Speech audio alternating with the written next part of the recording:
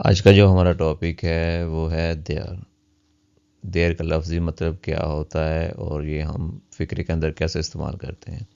पहचान इसकी ये है कि जुमले में किसी चीज़ की मौजूदगी या गैर मौजूदगी ज़ाहिर करने के लिए हम देयर को एज अ सब्जेक्ट के तौर पर इस्तेमाल करते हैं। देयर का जो लफ्ज़ी मतलब होता है वो वहाँ होता है।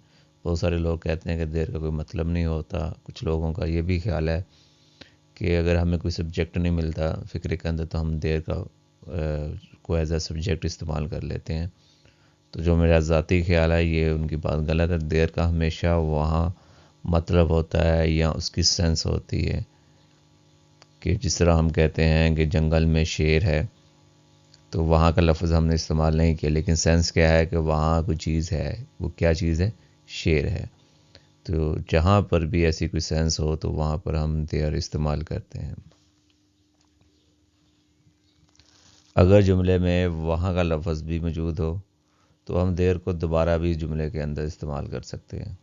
अगर ज़रूरी नहीं कि आप एक बार शुरू में अगर कर लिया तो दोबारा नहीं कर सकते, दोबारा भी कर सकते अगर ज़रूरत पड़े तो। अब नेगेटिव बनाने के लिए या सिंपल फिगर के लिए क्या है कि देयर, क्योंकि सब्जेक्ट जो हमेशा वो शुरू में लिखते हैं, जो पैसिव जो एक्टिव वाइज फिक्रे हैं उनमें,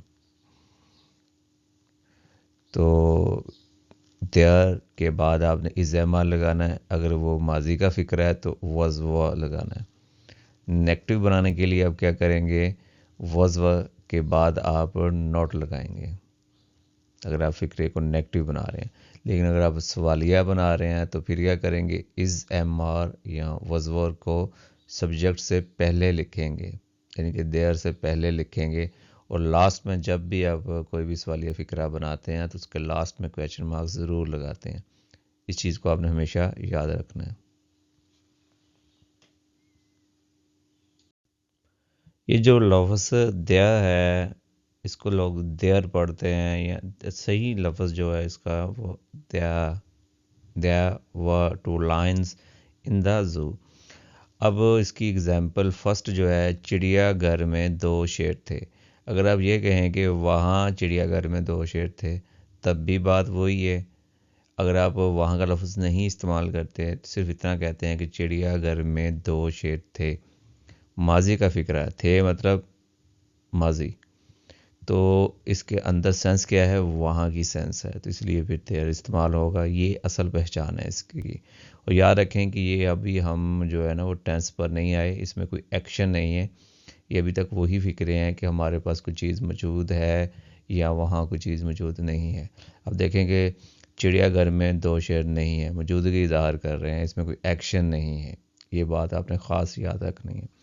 तो व दया वहाँ, वह थे, टू लायंस दो शेर, इन में द ज़ू। जो कोई चीज़ ख़ास हो तो उसके साथ शुरू में दा इस्तेमाल करते हैं। तो अब देखें कि आपकी ये बात क्लियर होगी कि चिड़ियाघर में दो शेर थे, या आप कह लें इंग्लिश का लफ्ज़ी मतलब करके कि वहाँ चिड़ियाघर में दो शेर हैं। तो बात तो एक ही है।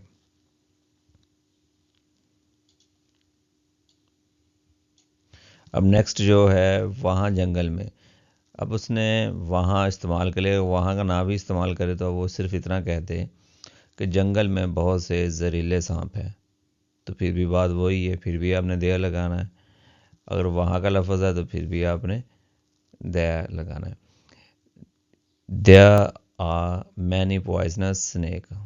वहाँ काफ़ी जो है ना क्या है, जहरीले सांप हैं। देयर वहाँ, इन द जंगल में। अब उसने दो बार दया इस्तेमाल कर लिया, कोई फ़िक्रे के अंदर ज़्यादा मसलन स्ट्रेस डालने के लिए, ज़्यादा फोकस डालने के लिए आप दो बार भी बोल दें तो कोई हर्ज नहीं है, आप लिख सकते हैं। फिर उसने कहा कि वहाँ काफ़ी जहरीले सांप हैं, देयर वहाँ इन द जंगल, कि वो वहाँ उसी जंगल में। इसका मतलब लफ्ज़ी मतलब बनता है उसका घर वहाँ है। अब हिज जो लफ्ज़ है, इज़ हाउस उसका घर, इज़ है दया। अब यहाँ पर जो है ना, दया जो वो एज अ सब्जेक्ट नहीं है, लास्ट में है, तो इसका मतलब क्या है कि वहाँ पर उसका घर है। ये भी फिक्र है, बिल्कुल ठीक है। टोकरी में कोई फूल ना था। तो अब देखें, टोकरी में कोई फूल ना था। There was no flower in the basket. Basket में कोई भी फूल नहीं था। तो अगर वहाँ का लोग कह दें कि वहाँ टोकरी में कोई फूल ना था, फिर भी बात एक ही है। जग में थोड़ा सा भी दूध नहीं है। There is not a little milk in the jug. तो ये थी देयर की एग्जांपल्स। आई थिंक आपको देयर के बारे में काफ़ी इन्फॉर्मेशन जो है ना मिल चुकी है।